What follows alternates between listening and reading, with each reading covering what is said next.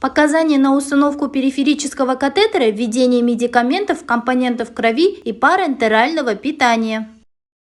Для установки катетера нам нужны стерильные перчатки, спирт или хлоргексидин, стерильные катетеры, шприц, физраствор, лейкопластырь, ножницы и тегодерм.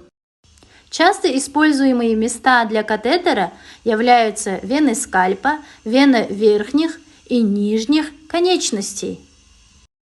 Перед началом процедуры стоит успокоить ребенка. Это предотвращает получение стресса. Для катетеризации нам нужно помыть руки, собрать стандартный набор и проверить. Далее одеваем стерильные перчатки, выбираем место инъекции и обрабатываем место 3 раза спиртом или хлоргексидином. Далее обрабатываем стерильной ватой. После обработки вену повторно не пальпатируем. Фиксируем вену и вводим стерильный катетер под углом кожи 15 градусов. Наблюдаем появление крови в индикаторной камере.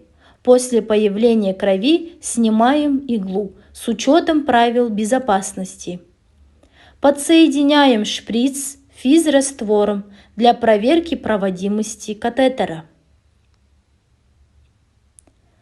Далее отсоединяем шприц, закрываем заглушкой, фиксируем катетер на конечность тегодермом и пластырем. Катетер нужно фиксировать так, чтобы он не отсоединился от вены при активном движении ребенка. Нужно обязательно отметить дату установки на самом катетере или протоколе катетеризации.